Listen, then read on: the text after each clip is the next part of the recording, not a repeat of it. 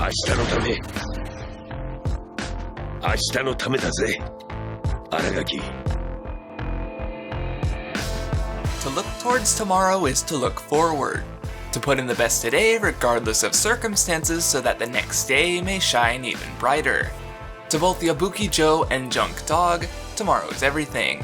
And boxing lays the road they walk to reach that tomorrow. JD walks down the road to Megalonia laden with gear, but eventually sheds it. Tomorrow can only be reached through personal improvement, as the young Yabuki Joe discovers very early into his story.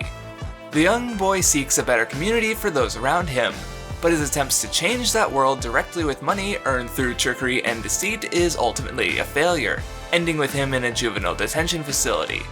His goals, though well-meaning and noble, were not going to be achievable if the method did not match the mission, and so Joe took up the gloves of boxing, walking the road to self-improvement through the sweat, blood, and tears that stained it. Tange forced him to pay attention to his footwork and defense in the match against Aoyama on his own, without the direct coaching he had been getting before. The boy, previously impatient and wanting to learn offense at a rapid pace, had to dip his toes into defense through patience and observation to find victory. Without the drive to master the fundamentals, he would have never been able to make it in the world of boxing at all. And it is in that gradual refinement of both his body and person that led him into his matches with the best the world had to offer. His fear and caution that held him back in the battle against Rikishi led to his failure, evolving into an indomitable drive that pushed Jose Mendoza, the greatest boxer in the world, to his limits through sheer dread. Against Kim, he had to match the baton weight by tempering his basic need of eating, a symbolic gesture in overcoming the ghost of his greatest rival Rikishi.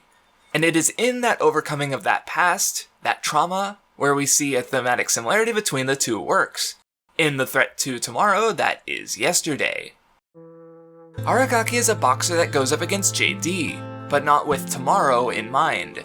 His trauma from the war and abandonment by Nambu, the one who said he would be ready for him no matter what, gave him a grudge that let him fight beyond his disability. That burning desire to fight had nothing to do with going forward, only looking back. He wanted to surpass his demons by defeating JD in the ring, but it was exactly because he let himself be defined by that past that he lost, as JD used their connection through being trained by Nambu to throw him off his game, revealing his hangups and trauma through the memories that were tied to his desire to fight in the first place. Aragaki could not fight for a victory in the near future if his only drive came from the past. To move on would require him to stop looking back, because by placing his past in the forefront, it only got in the way of his tomorrow. And so he surrendered the match to JD, promising to go towards tomorrow and let go of his past with boxing that only held him back. Aragaki is a rather clear parallel to Kim Yong-bi, also an opponent to Joe who let the war he saw twist and define him. As Joe was tempering his hunger to lose weight, Kim saw such a struggle as trivial, as through starvation during the war his stomach had shrunk. To him, the idea of fasting was less of a burden to struggle against than it was a normality to his daily life. But it is because he relied so much on what he gained from his trauma that he couldn't push past it. Whereas Rikishi and Joe let themselves go hungry to better themselves, tempering their desires for base human needs, Kim had no choice in the matter. So when faced down with a blood-covered Yabuki Joe, that trauma he boasted about, holding over Joe's head, ended up leaving him defenseless and defeated. Joe would never let himself be weighed down by his trauma, by his yesterday. His inability to strike others in the head after having killed Rikishi nearly brought his career to an end, leaving him without a tomorrow. But he did not let himself stagnate. Wolf showed him a potential future of his if he could not prevail over the demons of his past, as Wolf was reduced to a man who could only brag on his glory days, holding on to what remained of his past while stepping off the path of any kind of future worth fighting for. That twisted reflection gave Joe the push to step back into the ring, to step back on his path to a future he could work for before he plummeted any further away into a stagnant pool of wasted drive and ambition. But stagnance is not something that requires past regrets or trauma. The uncertain tomorrow that is best reached through effort is one that is fearful through that uncertainty. If all that effort is at risk to be wasted, then that effort might not be worth expending in the first place. While Tange is certainly one to be cautious of tomorrow, Always insisting Joe restrain himself from doing his best out of fear for his pupil's safety, Nanbu is an even less forward-driven man. As a coach more interested in rigged games than the actual victory of his mark, JD was always meant to be a throwaway pawn for Nanbu's best interests. His old desires to see his pupil do his best lost with Aragaki. It wasn't enough that he couldn't see his tomorrow coming to light, but in using JD, he nearly took away the hopes of another's tomorrow in a potential comrade, not only failing JD, but failing himself.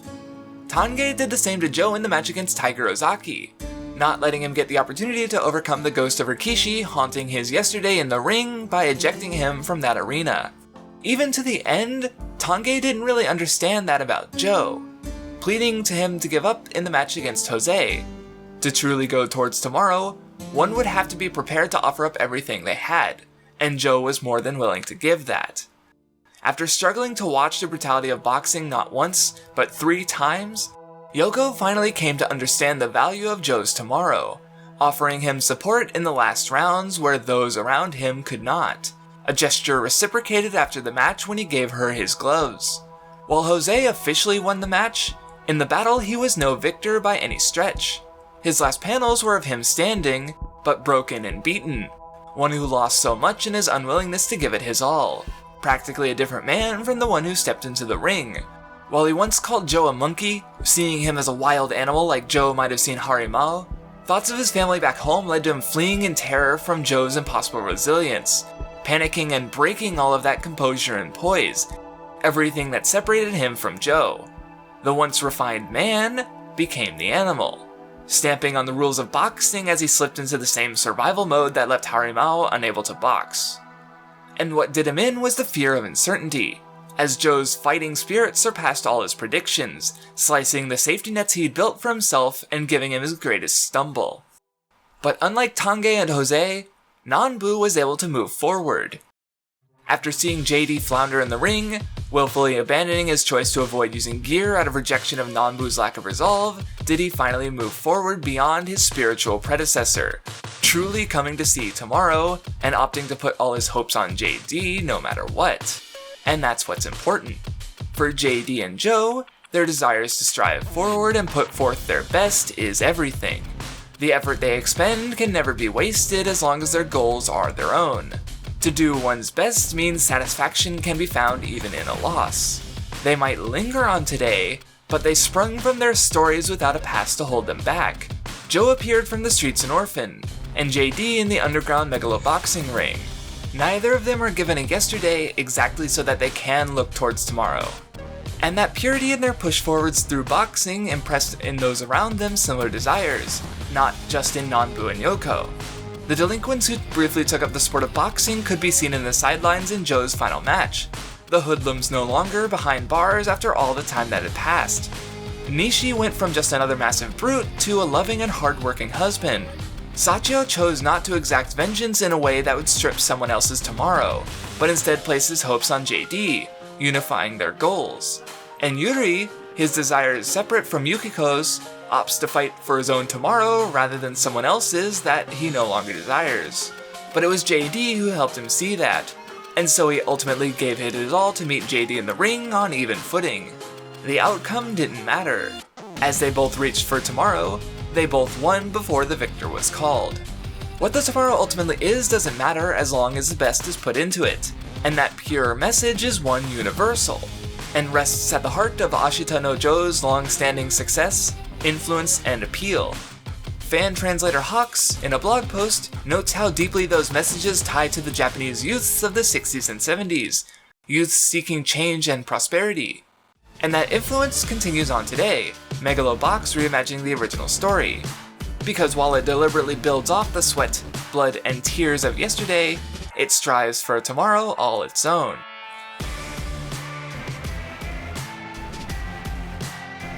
Thank my patrons for their continued support, such as Volkyan, Moz, The Sewer Boy, Oliver Mort, Mathwiz, Tengoon, Luis Segura, MG Dragon, and Gloogle. Thank you for watching.